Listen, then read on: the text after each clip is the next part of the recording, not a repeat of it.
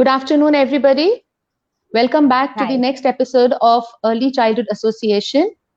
Today in this webinar, we have Ms. Kamna Tiwari with us, who's the principal of IIS School Sitapura.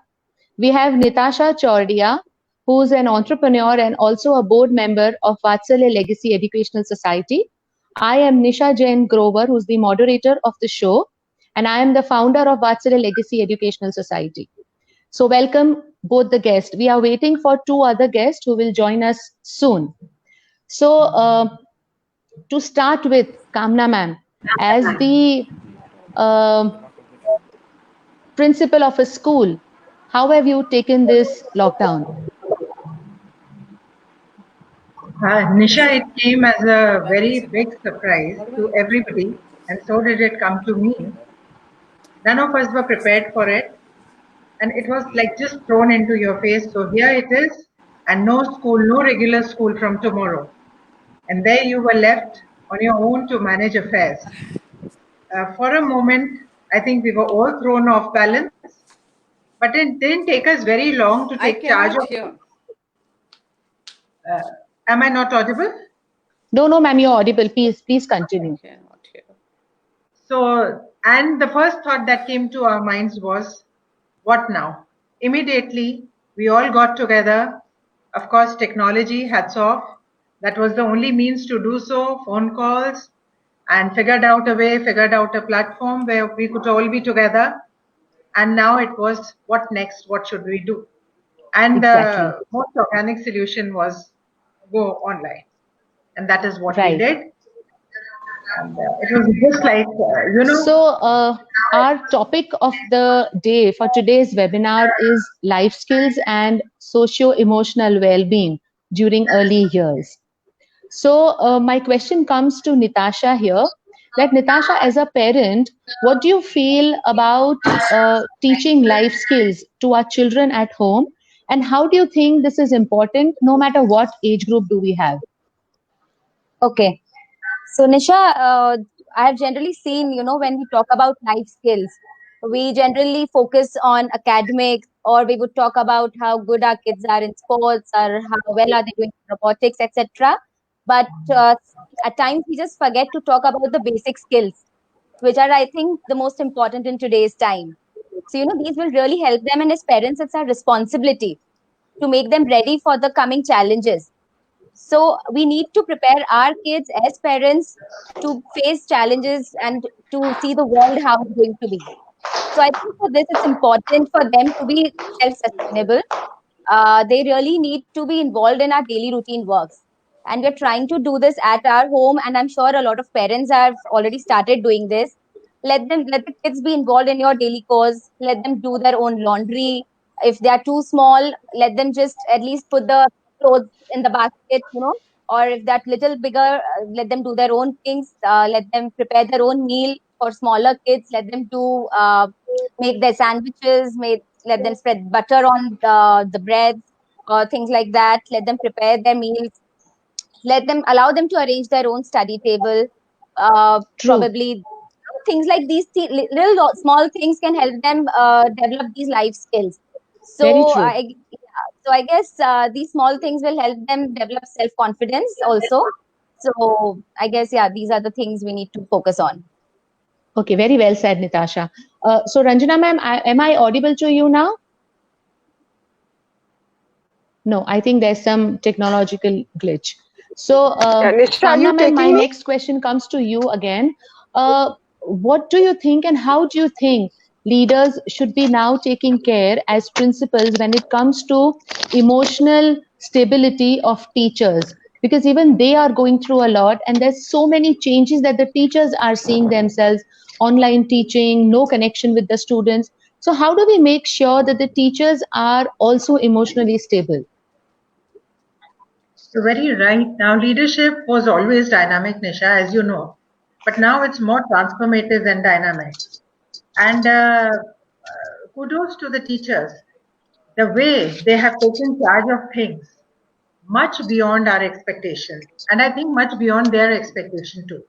Because in India, we have teachers of all age groups, and we have a lot of teachers were excellent and who can teach like nobody's business. But when it comes to technology, sorry to say, but some of us are handicapped there. Yes. And that was a very big challenge for them. For the youngsters, technology is a way of life. So here, what happened was the younger lot became the teachers of the older lot. And there was hand-holding happening in a reverse manner, and which was taken very positively in the true spirit, because everybody said, okay, now let the tables turn in our favor and we have to work at it. And they all just took charge of things. We were churning videos in-house. We were not wanting to give anything ready-made to our children because we wanted to maintain that connect. Because there is endless. And we are just doing opposite now. No, I'm sorry, I didn't get it. What do you mean by that? I said we are just doing opposite of it now. We never wanted our students to use screens. Yes. We never wanted to give them ready-made videos. We always wanted to teach them with the blackboards and the whiteboards, and everything is vice versa now. No, it is not, Nisha, except for the screen time. Okay. Screen time, of course, has gone up, which I'm very sorry about. And I myself feel the pressure. So I can imagine little kids whom we were always advising to restrict the screen time are now glued on to their computers or laptops or even little Android or smartphones for hours together, which is not easy on their eyes, which is not easy for them to concentrate. Yet we are getting excellent attendance in these classes. And the credit for this, I would like to give to my teachers, because the videos that we are making are not ready-made. The teachers are preparing the slides, it's their voiceover. So there is an immediate connect the minute the student hears the teacher. But it is that's really nice. Because they're not used to making foolproof videos. Correct. And there are mistakes. So they have learned editing the videos, how to merge videos. And there's so much they have learned in such a short frame of time that it's amazing. Right. So we have Dr. Anita also with us now. Anita ji, am I audible to you? Yeah, Nisha, I can hear you. Thank you. I hope I'm audible. Perfect. I'm still moving. I'm in the car. Yes. I'm going to reach so for the viewers, Anita ji is an educationist and she's a media person. So welcome Anita ji on board. And my question to you and Natasha both together, we are going to start with you. Do you feel that technology is hampering, so much of screen time is hampering the socio-emotional balance in our children, what we are seeing now from last 2 to 3 months? So we'll start with Anita ji, and Natasha, you can take over the question after that. Sure. Right. Nisha, the first thing is that I frankly, what the last 2.5 months have taught each and every one of us, which means individuals, administration and governments also, is that none of us knows what's going on. Right? That's a fact. True. None of us really knows what's going on, what is right, what is not. We are just learning as we go on. Okay, let's stay masked, let's do the social distance thing. This is probably going to help us. So in the same way, when we talk about the social and the emotional development of a child, and we have taken it to understand till date that the social economic the social emotional development of a child is going to be hampered if there is too much on the screen. That is based on our learnings of yesteryears when there were no screens. What are our learnings of today? So very frankly, I'm telling you that it is only probably the coming 10 to 15 years when there is actual scientific analysis done on these things is when we will actually really come to know whether the social emotional development of a child actually gets hampered by screen time, or maybe there is a different kind of development going on. So it's not really, so it's easy to say, oh yes, it's getting developed, but that's just because that's our learning of today. But learnings, as we have seen, are changing on a daily basis. So I am very sorry, I cannot make a comment yes or no. We'll probably just come to know maybe another 6, 7, 8, 10 years hence when these children grow up and we really come to know what had happened and how they're going to be learning and going on. Yeah, I think none of us were prepared, and I don't think anybody does. Many... Exactly. Right? So this is exactly what we've been doing. We're talking about, X plus Y is equal to Z. But when we don't know X and we don't know Y anymore, I'm sorry, we can't talk about Z. True. So many changes weren't expected. Natasha, what is your opinion on the same question? Yeah, I agree to what Dr. Anita is saying also. But my opinion to this is also, again, if you would have asked me this question probably 3 months back, my answer would have been a little different. But if you ask me today, yeah, technology has definitely opened up a lot of avenues, a lot of possibilities, for our day-to-day life. And things have changed for teachers, for kids, for us, everybody. So as we see all these online classes which are taking place, they are surely an eye-opener in terms of True. productivity or flexibility, if you say. If you True, see, the true. commuting time is saved to a lot of extent, wherein the kids are able to use it more efficiently, sitting at home, doing other things also. Right. So, but at the same time, as Dr. Miss Kamna Tiwari just said, it's been a matter of concern for a lot of parents, the screen time. Me True. being a parent, for me also, it had become, once a point of concern that, how it's going to happen. But then I also feel that as parents, we need to understand that, how we have to balance things out. So probably a lot of parents, when they keep complaining about the screen time, I've seen them, they are not restricting their kids to not watch TV or to be on screen or watch YouTube or, be on other social Right, media right. things, wherever, but they don't restrict them there. If they do that and let them just be there during their school hours or their classes, I think it will help them a lot.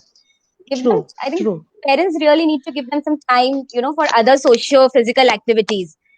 True, So that true. might So help them out. that comes up with another question for all three of you.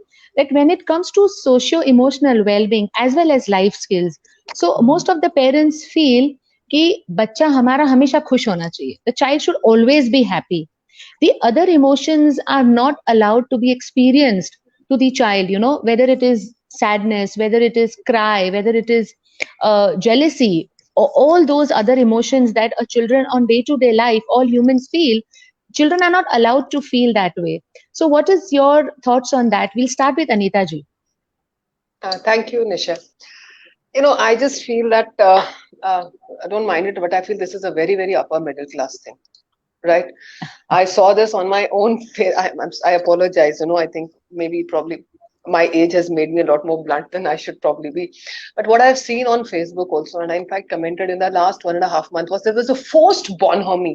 Oh, this is wonderful. Positives of lockdown. I'm with the family. We are cooking. We are dancing.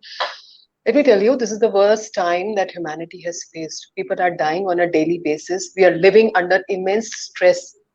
Every single day, we don't know whether our family or us children, our parents can get infected or not. How can any be happy in such circumstances? It is not possible, And this forced bonhomie, oh, it is a good time. I'm sorry, it is not a good time.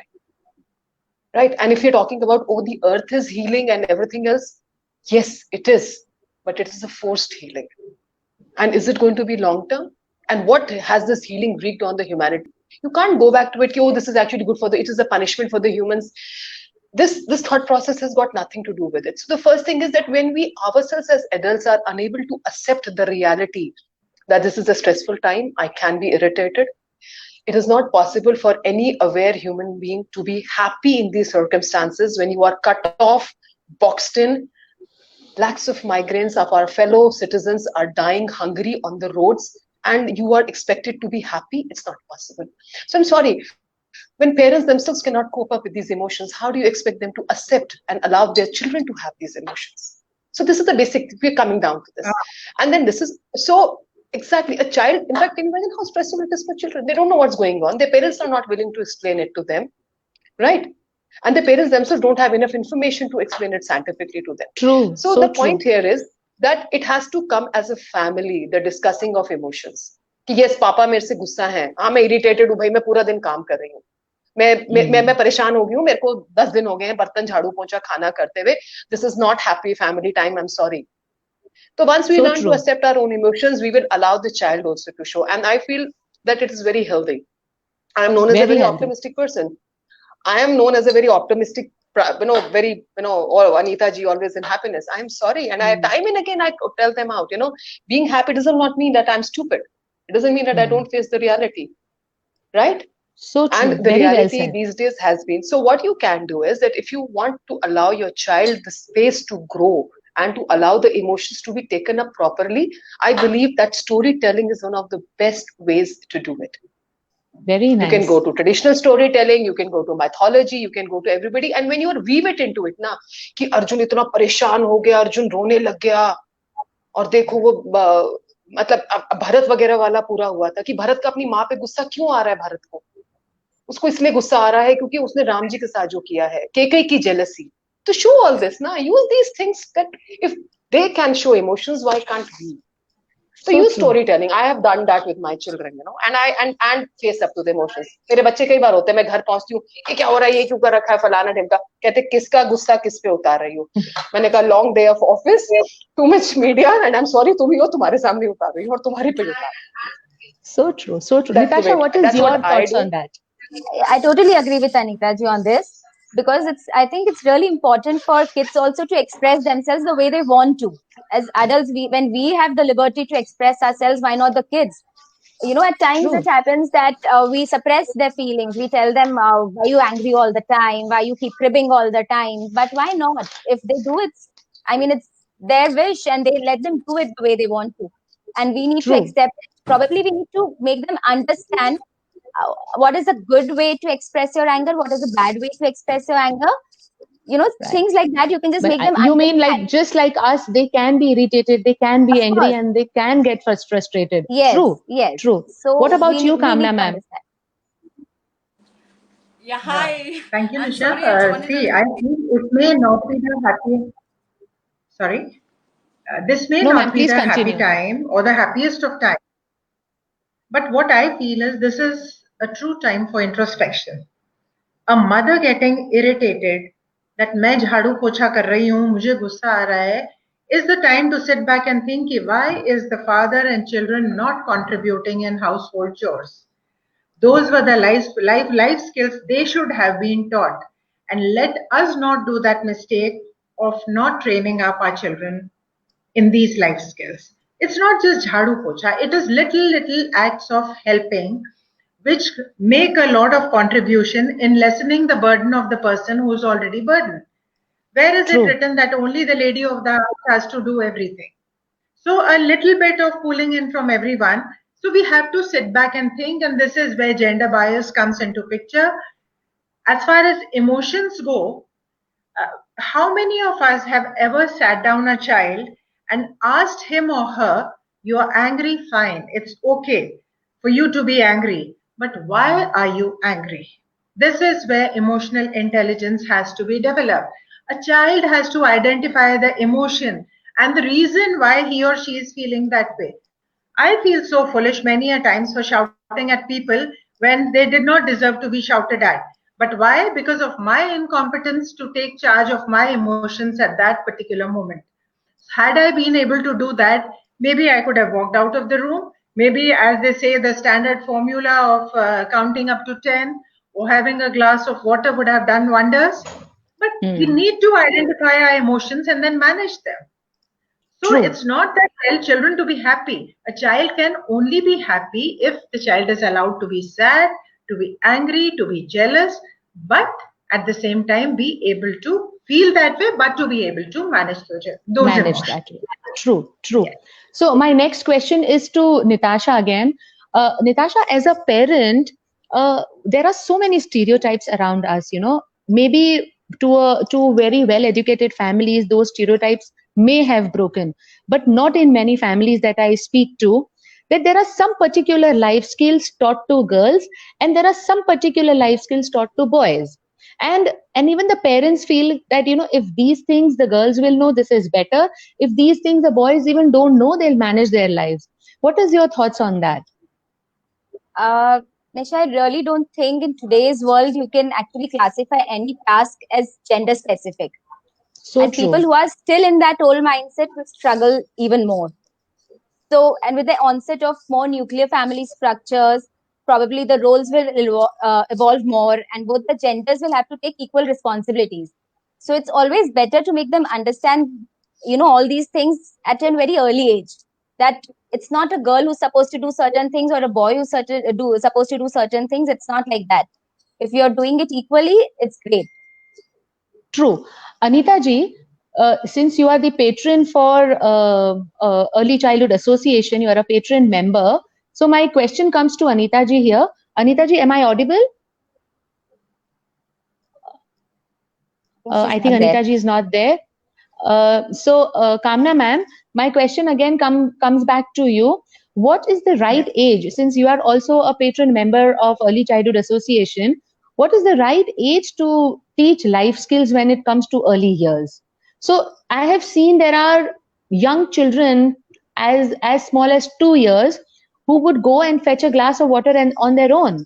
And I've also seen children as old as 9 years old would not do a simple task like picking up their own plates or picking up their own spoon if they need something like that. So what is the right age when it comes to early years to teach basic life skills at home? See, Nisha, basic life skills would vary from age to age.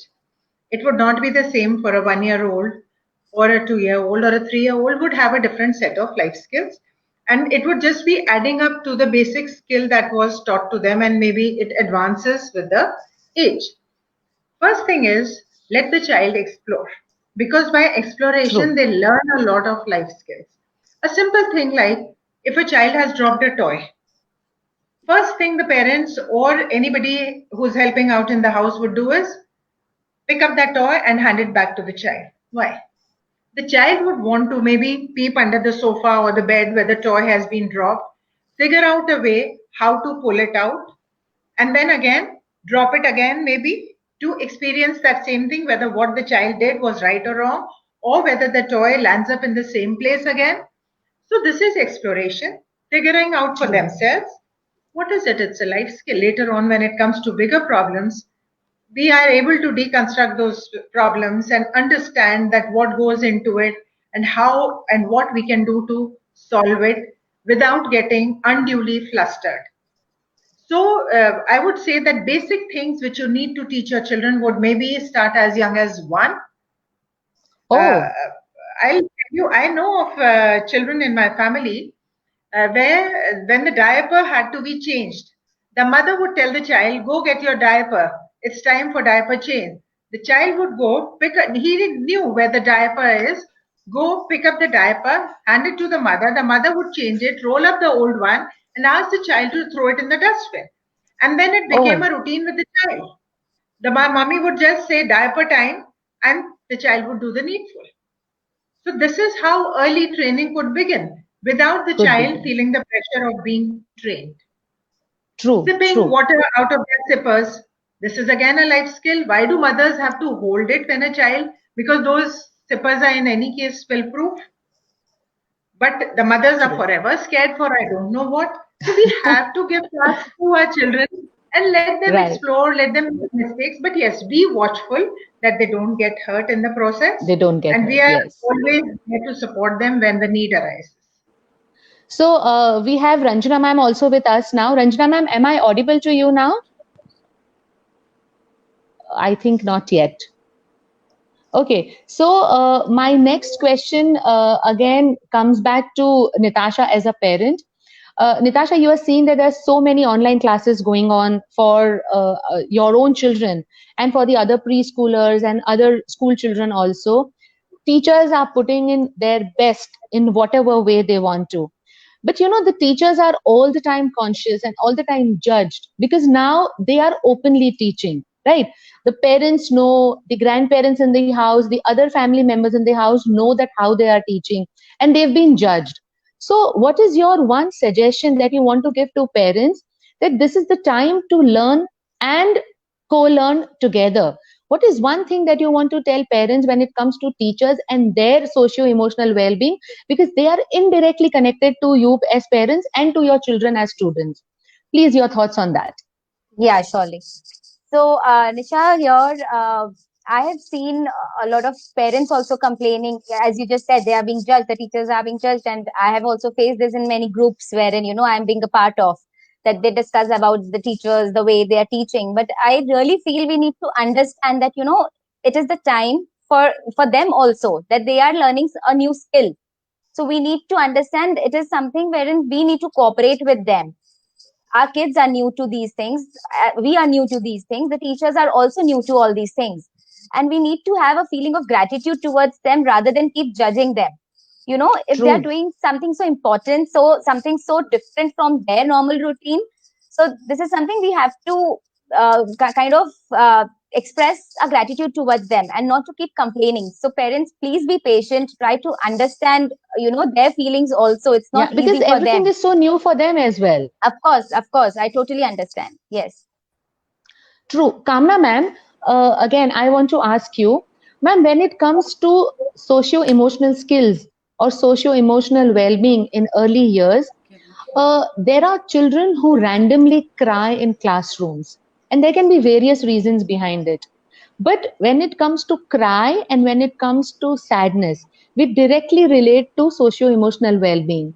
So, some tips you want to give to the parents and the viewers and the teachers who are hearing when there is some kind of unexpected cry in the classrooms, which will happen now whenever the school will reopen, because everything is going to be different. There will be masks, there will be sanitizers, there will be social distancing, teachers are not going to look the same.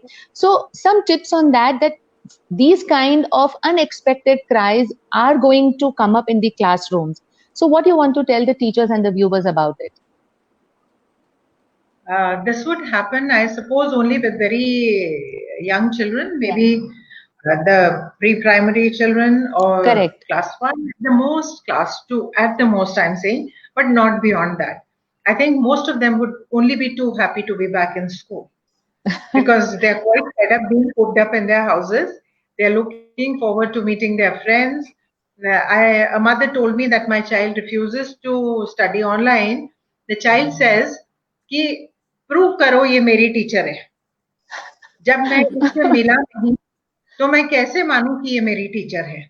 So the teacher is forever saying, hi, hello, I'm your teacher, this is my name, how are you, what are you all doing, this, that. He says, ऐसे तो सब TV में भी बोलते हैं. So we are convince that child and we are waiting for this particular bacha to come to school and meet him to see that why was he not ready to accept our teacher as his class teacher.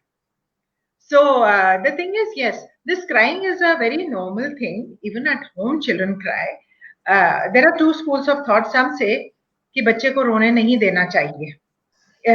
अगर बच्चा ज्यादा रोता है तो उसकी habit हो जाती है. मेरा मानना है कि अगर बच्चा छोटी छोटी बात में रोता है तो let the child cry. And unless, but yes, again, as I always say, be watchful. Look for the expressions of the child. Is there any pain reflected there? If it is, then you need to take immediate action. But if the child is just trying to draw attention, just forget that he or she exists for 10 minutes. In most of the cases, in 10 minutes time, they settle down. It begins with a very wah, wah, then the frequency goes down wah, wah, and then it is wah, and then when they see that nobody is seeing and everybody is doing something, they get engaged in that very activity. मुझे भी करना है. करना है. True. This is coming out of total experience as a principal of so many years. Out and out. And you know, these little ones are my stress busters. I love that age group. So yes. One little hug from them, and whether you give it or you receive it, your strain and stress is all flushed out and you're rejuvenated. True. So true. So finally, we have Ranjana ma'am here, and I think, am I audible to you, Ranjana ma'am, now? We can't hear her. Yes, I think there's some technology problem that we are not able to hear her. Okay, Nitasha, then my next question. I don't know. So it's like, I mean, I'm really yes, trying my level best to. Yes, you are on. Yes, we can hear you. Welcome, ma'am. We've been waiting to hear you. I mean, what she's talking, I cannot hear. Now, can you hear me? Probably her volume of the system is not on. Oh. Can you please tell her? I mean, how do I tell her? I'll tell she's able to hear you, ma'am. She's able to hear you. Yes. But somehow you are not able to hear her. Okay, anyways, my next question comes to Nitasha again.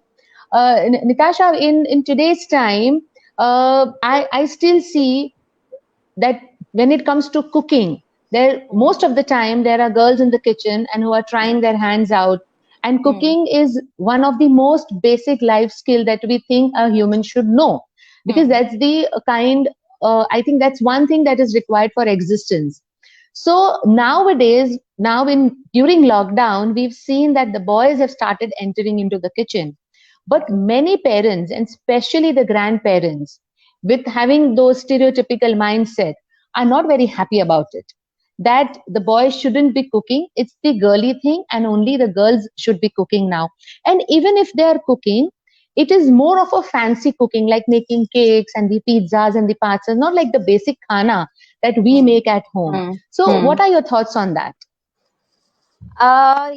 Yeah, if you see today, today or since so many years, we've been seeing the boys also, or any kids who are being there, they are like, they'll be going abroad to study or to do things or for jobs, or they'll be moving out of the houses.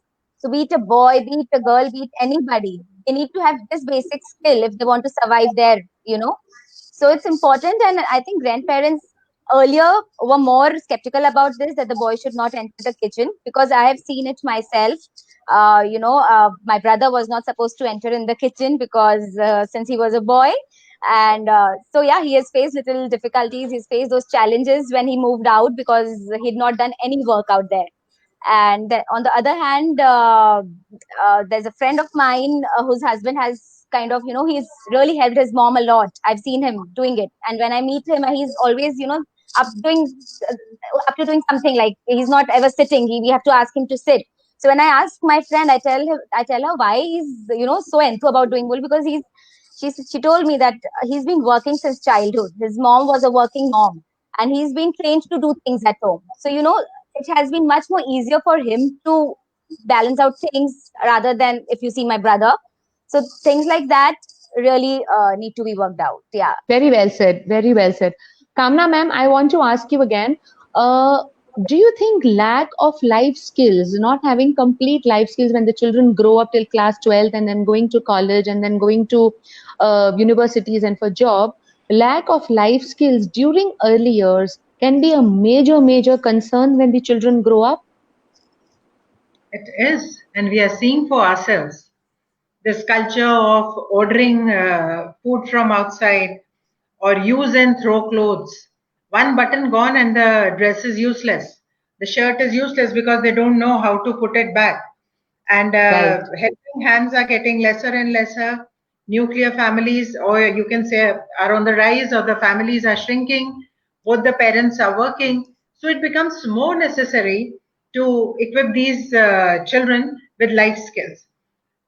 Every child, I think every human being should know, even if we go back to Gurukul days, Nisha, men were taught how to do things like jhadu lagana, pani bhar ke lana, cooking, helping the Guru Amma in cooking. ये कोई नई चीज नहीं है जो हम कर रहे हैं. I don't know हम भूल क्यों गए इस चीज को बीच में. It is important, this everybody, irrespective whether you are a boy or a girl, you need to be staying in a clean place, you need to be wearing washed clothes, so learn to wash your clothes, and you need to be, they all want ghar ka khana.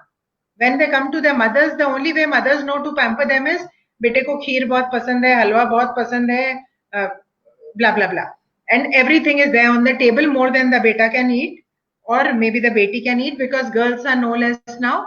Even they don't want to learn these basic skills.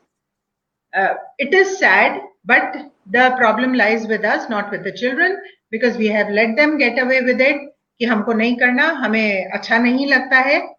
उसको इतने interesting way में एक ऐसी अपनी demand रखो कि तुम्हारे बिना मेरा काम नहीं चलता, I need your help. And nobody says no in the house when you ask for help. You cannot dictate your terms कि तुम झाड़ू करो, तुम सब्जी काटो. No, this will not work. But if you say, come and help me in cutting the vegetables or in putting away the groceries, and there's so much of work nowadays, right? Your vegetables also are having a nice namak bath or soda bath or something for a couple of hours, and then they are patted dry and then put in the refrigerator. So they need, and plus they'll learn for how to manage their houses later in life. True. As Natasha said just now.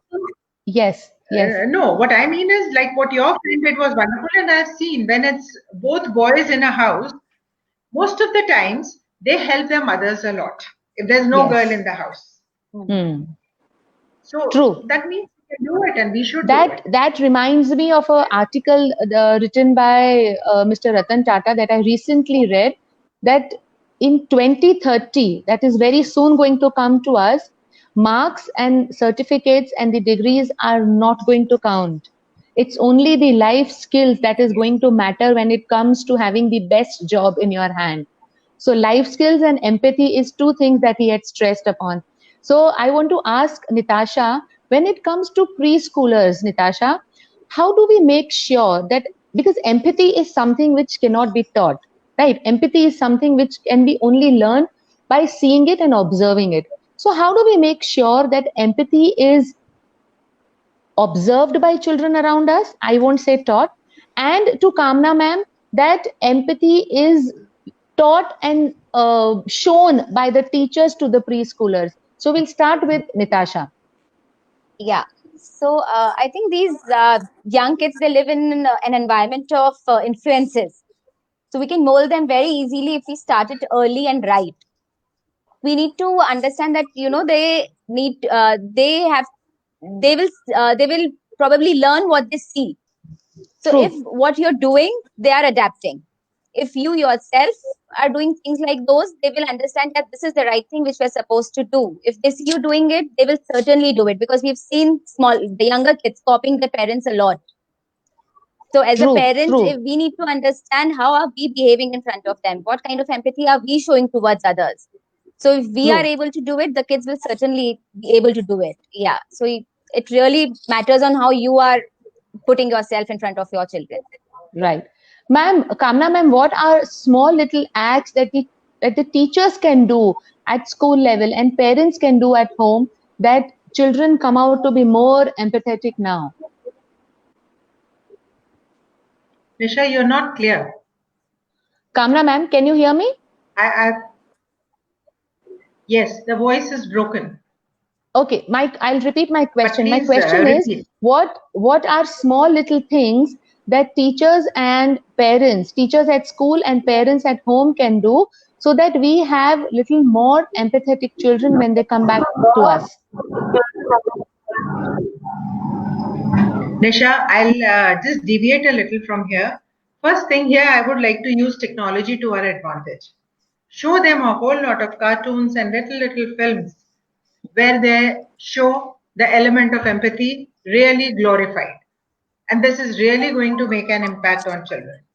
When they see a cartoon character they love helping out somebody, or doing something and feeling about that same person, a little difference. There's a very fine line between sympathy and empathy, as we all know. Sympathy is bahut bura hua, and empathy is you are there experiencing for the person what he or she is going through. So these little things, I'll just narrate something. In one of the schools that I've worked, we had a beautiful practice. This was over New Year's. The whole year, we were taught gratitude. What we would do is, for the whole year, at random, there were slips, and we would pick up a slip, and whichever staff member's name would come to you, you would pray for that staff member throughout the year. And over New Year's, you had to buy a gift for that staff member, and the gift had to be within 100 rupees. It could not exceed rupees 100. Yes. So it was a very small little thing that we would buy, but we by default we were put in that groove of feeling for that person, and when we would pray for that person, we got connected to that person. We would talk to that person.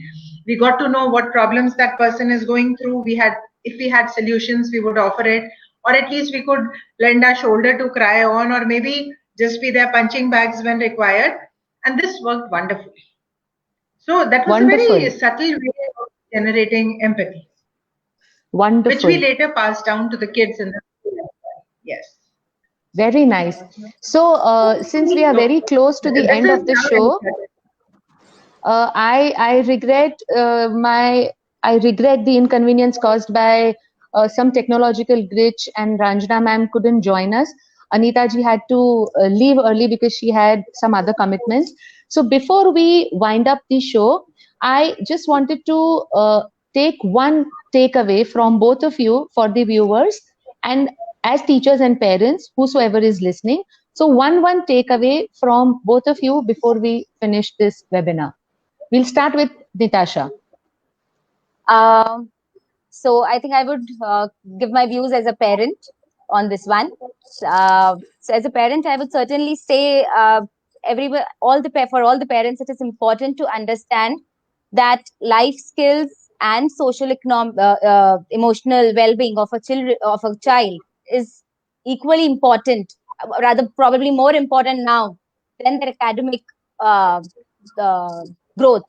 So please give them enough time, spend enough time with them, and try them learn more and more things at home when they are spending more time with you. So yeah, that's what I would like to say. Nitasha, there is a question for you from Facebook viewers.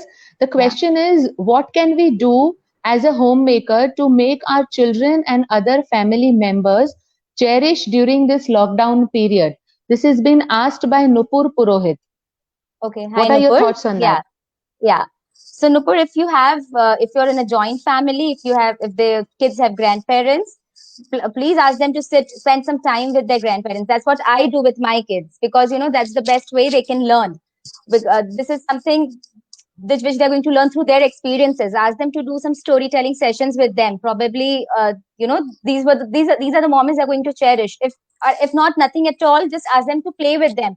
Any kind of board game, as simple as Ludo, So things like those will be cherished forever, even if the lockdown is over. When they come to their normal lives, they will remember these things. So yeah, ask them to spend more and more times with everybody in the family, especially the elders, I would say. Yeah. Very well said. Ma'am, one quick takeaway from you, Kamna ma'am. My request to everybody, rather an appeal to everybody, is don't be averse to technology. आप family को गोवा ले गए हैं छुट्टी पर, आप ये नहीं कह सकते कि बीच पर मत जाना. If your family is in Goa, they're going to go to the beach. In this age, these children are called digital natives. They need to be introduced to technology. It's very intuitive. There's a lot of learning that happens. There's a lot of retention that happens. The 3D stuff that is on, the animated stuff that is on, the videos, the audio books. The list is endless. It keeps them engaged without getting into brawls and other things. But please, how much and how often is the caution that you cannot throw to the winds. You have to be very careful. You have to limit their screen time. But please do not deprive them of it, because if you don't let them, they will do it on the quiet, and they'll do it much more when they are not under your vigilance. Very well said, ma'am. Thank you so much. Heartiest thanks to Nitasha and heartiest thanks to Kamna ma'am to come on board and have this wonderful webinar for Early Childhood Association. Thank you so much to all the viewers. Stay safe and stay connected. For having us. Thank you all. Thank you. It was a pleasure. It was a pleasure, totally.